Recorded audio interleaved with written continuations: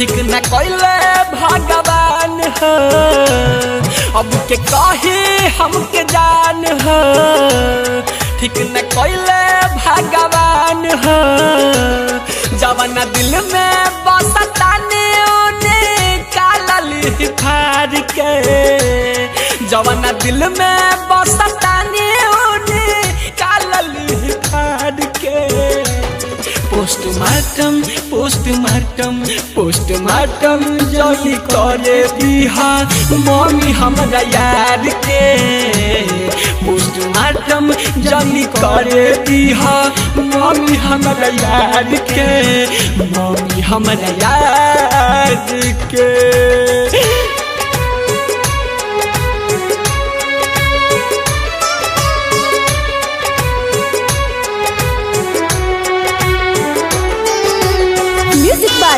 रसन कुमार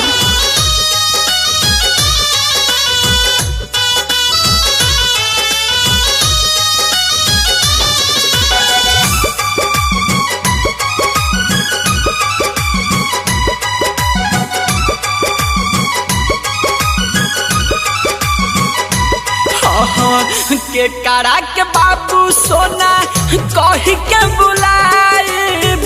के करा के बोला अपना गोद में सुलाएब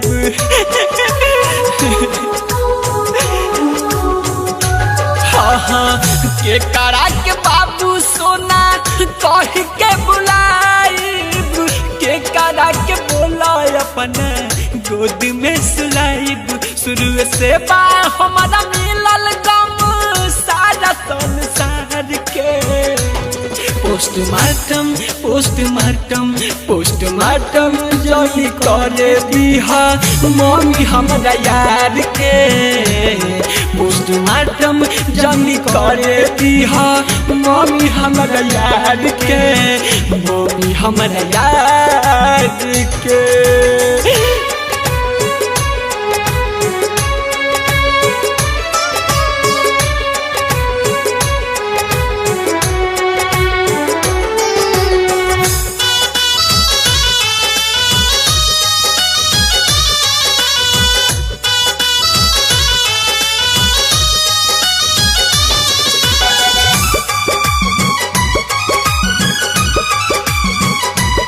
presented by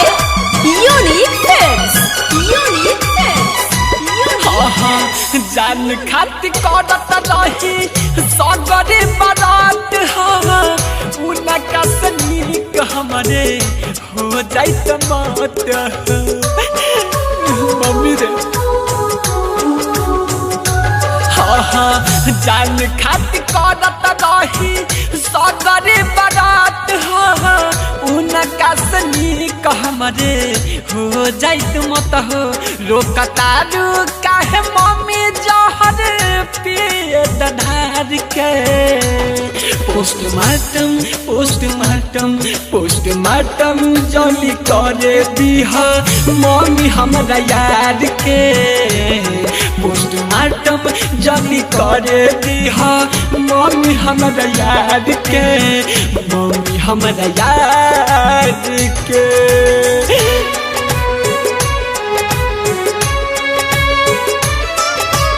माँ गायत्री रिकॉर्डिंग स्टूडियो राजा परसोनी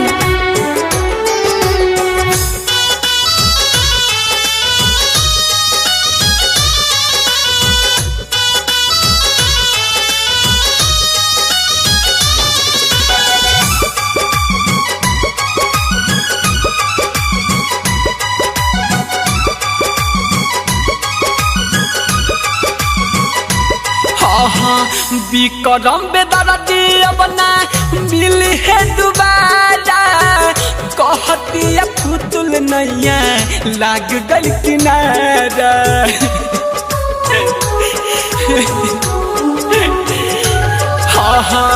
ओम पदकाश अपना मिल है दोबारा कहती पुतुल नैया